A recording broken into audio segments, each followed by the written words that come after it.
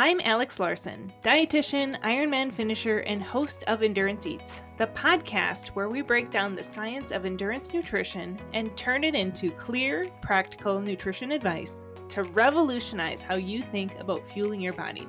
So grab a seat, or keep moving if you're out training, and let's get started. Welcome back to the Endurance Eats podcast. Today's episode is a tricky subject. I am not exaggerating when I say that planning out the content of this episode took me months. I really want to do this justice. We're talking body composition, and I use that term because weight loss just implies losing weight. But body composition, we're talking about getting leaner, reducing body fat percent, maintaining or increasing muscle mass. We're getting specific here. My team and I have worked with well over 500 plus endurance athletes, and the majority of them have had some sort of body composition goal, whether that's losing 5 pounds or 25 pounds or more, while also being able to stay strong in their sport. And if I'm being honest, I have been on my own body composition journey since returning back to training after having baby number 3. I would look at pictures of myself in that year postpartum, and I would have thoughts of, yep, I definitely still look like I'm in that postpartum body right now. And while I was okay with it, I also wanted to lose some weight, gain some muscle back, and return back to a leaner, stronger body composition for events and races that I have my eyes on. So this episode is just the beginning of many conversations that I will have about body composition on this podcast. But first, I want to set the stage of my views on body comp and how they've changed over the years and how you can set yourself up well if you have a goal of getting leaner. Originally, in the earlier years of Alex Larson Nutrition, I was strongly in the camp of you shouldn't try to lose weight while training for a race. And the reason behind this is because athletes who are restricting and dieting while in higher volume training are putting themselves at risk for injuries, illness, and poor performance, especially for those who are putting their body through long-term low energy availability that can lead you down the path of REDs, also known as relative energy deficiencies in sport. These are significant consequences that we want to avoid. There's also a mental health factor. It's not uncommon to see people obsessed with wanting to look a certain way, be a specific weight, eat a certain way to identify as someone who is healthy. And this also can be very harmful. It was for these reasons that I didn't like prioritizing body comp and weight loss for athletes while they were in training. However, over the past couple years, I've started to shift my approach on this. There was just something in my heart that just felt like I needed to honor athletes' desires to improve body comp, but I needed to find a way to help without causing harm, both physically and mentally. I realized that part of my job should be helping athletes be their healthiest, strongest self and reducing their risk for those potential consequences. And it's true that having a leaner body composition for endurance athletes does offer a performance benefit, but only when we combine the body comp improvements with an optimal fueling and nutrition strategy. We have to have both. For the athletes who go about losing weight the wrong way, the dramatic restricting, the cutting of calories and carbs, they are going to see performance decline. They are going to feel like absolute garbage. So we need to go about doing this in the right way. I will say that my team and I, we've really grown to now specialize in this. I still don't call our one-on-one nutrition coaching program a weight loss program. That's not how I view it. But we have a pretty great success rate these days with athletes seeing improvements, lowering their body fat percent, preserving, if not building more lean muscle, without seeing the negative consequences of low energy availability. The weight loss we do see does tend to be a little slower, but honestly, the slow and steady body comp improvements is the best way to do it. When it's the slow weight loss, it's much more likely to be mainly body fat loss that we're seeing. The faster weight loss tends to include quite a bit of muscle breakdown, and we want to keep that strength. That's very important. So that quick weight loss tends to not be very sustainable, and most people will end up gaining that weight back. So patience is key. We gotta play the long game here. We don't need to see quick results. We want lasting results. I do still support using the off season as the best time to focus on body comp goals, but for a lot of endurance athletes, you don't take much of an off season, or your off season just isn't long enough to really help you reach that body comp goal. I needed to find a way to help athletes see success while still in heavier volume training. Another reason I've shifted my views is that there are many athletes who got into running or triathlon or cycling initially because they wanted to lose weight. We've been told that you lose weight by just eating less and exercising more. So what do you do when you just sign up for a half marathon or a triathlon and give yourself something to work towards, but instead of the weight simply melting off as you train day after day, you're finding yourself ferociously hungry and the scale is going up instead of down. And that's where I can step in to help, teaching you how to fuel smarter and be more strategic with nutrition while training for a race so that you feel great, you don't see your energy levels tank or your hunger levels skyrocket. We start seeing the scale head in the right direction. For some athletes, by simply optimizing nutrition, we will see body comp changes naturally change. But with many athletes, myself included, we need to be more strategic. Looking at calorie intake, macronutrient balance, nutrient timing, continuing to support fueling the training really well, optimizing your recovery, and doing all that while supporting a positive relationship with food and your body. If you're hoping that I'm going to share all the secrets here to a leaner body comp today, I can't do that. There's no one-size-fits-all advice that I can share that's going to be the right answer for you and everyone listening to see body comp success. We have to approach this from an individual perspective in order for us to do that, though, in the healthiest way possible, with the best chance of long-term success. I do strongly recommend working one-on-one with a sports dietitian.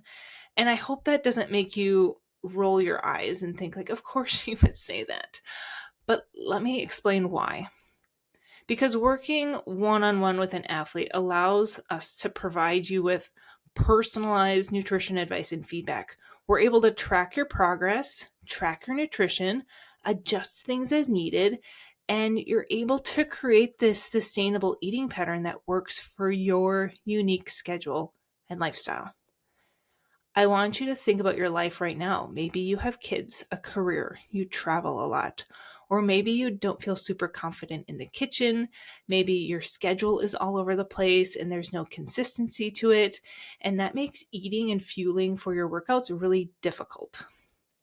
And it's really hard to figure out your nutrition on your own. I can't speak for other sports dietitians, but here is how I have set up my one-on-one nutrition coaching program to help athletes. So the first step is that you fill out an application. You can find that on my website. Once I receive that application, I'll review it and send an invite via email to book a call with me. It's during this call that I would describe myself as a food detective. I want to get a really good understanding of you as an athlete.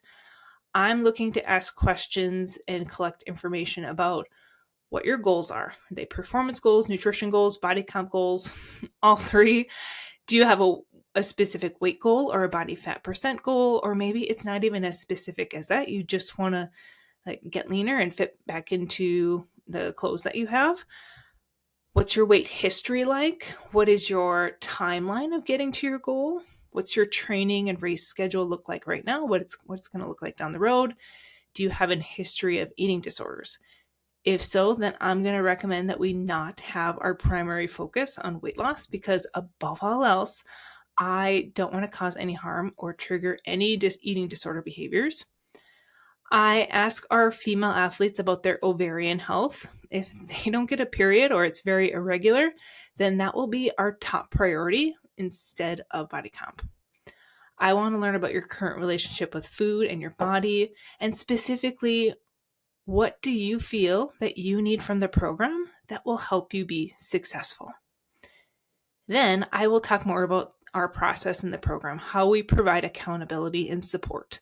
The online coaching portal we use, it does include a food journal. And the research actually shows very conclusively that for people wanting to lose weight and improve body comp, that food journal is one of the most effective tools to use. But I don't want the food journal to ever feel like you're on a diet. I encourage athletes to use food journaling as a learning tool. The food journal will help you see how your food choices that you make in your day translates to the nutrition that you're providing your body. How much protein was that breakfast? How many calories are you averaging over the week? When and where are you getting most of your carbs in the day? Like specific things like that. And how that can translate to how you're feeling in your daily energy levels, your workout performances, your hunger levels, your sweets cravings, your body comp changes. It helps connect the dots. I'll give an example.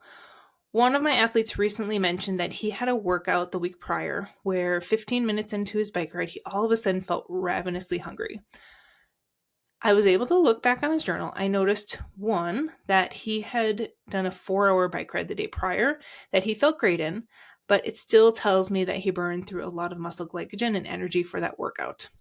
And two, his carb intake was actually a little too low in the days prior and the day of that bike ride where he felt so hungry in. Fortunately, he had brought a good amount of fuel with on that ride, and he was able to eat all of that and recover and felt fine the remaining hour that he rode.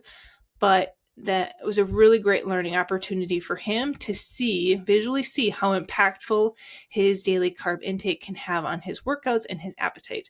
And that journal really provided that because we could look back on it. So the food journal can be very enlightening for you to see that entire day of what you ate listed out.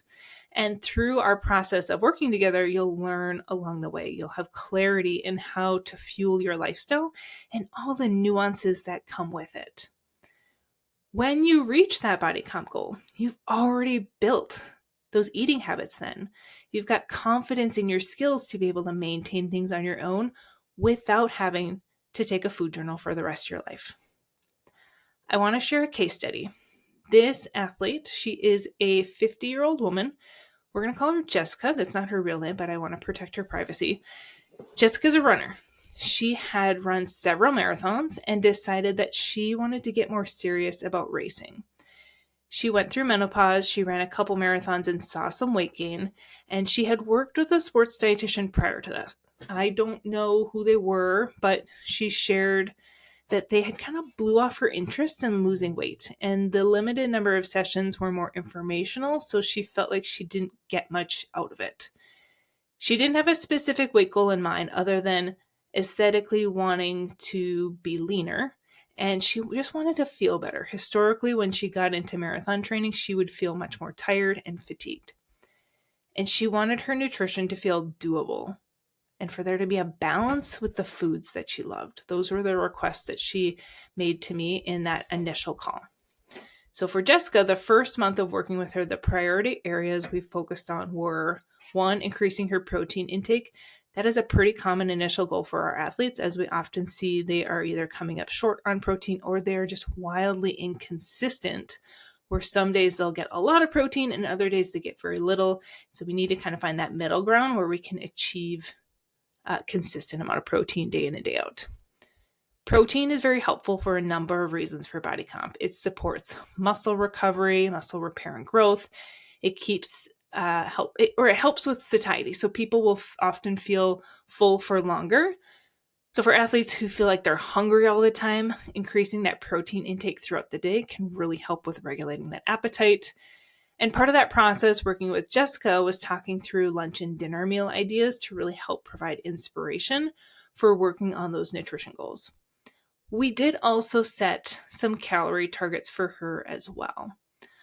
Along the way, while working on building that foundation with her day-to-day nutrition, we also helped her increase her fueling around her workouts, setting carb targets for before her training runs, and then targets for post-workout. And as we work on the body comp goals, we're also building those workout fueling strategies so we can continue to see those performance gains and for her training to feel really great. What did we see happen with Jessica? Well, about 3.5 months in, she was down 10 pounds. And so we were able to then start building her calorie intake back up to a maintenance level so that she was able to maintain that body comp and not feel like she was constantly striving to be in a calorie deficit. And in our 90-day assessment with her, she reported her running performance had improved. She felt her strongest and healthiest. And most importantly, she feels more certain about how to manage her nutrition needs for her running and for the long term. We're so proud of her. Like, she crushed it. She trusted the process. She leaned into the work. And now she gets to continue rocking her marathons. If you're interested in working with us, head to alexlarsonnutrition.com, click on my services page. You will find a link to my coaching application. I'm happy to explore this with you if this is the right fit for you. As I mentioned, I will have much more to talk about body composition in future episodes, so please stay tuned. Make sure that you're subscribed to the podcast, and if you can submit a review, I would be so grateful, as those reviews very much help me continue to grow this program. Thank you again for joining me on another episode of the Endurance Eats podcast. And remember, when it comes to nutrition, it's all about finding what works best for you. I'll see you soon in the next episode.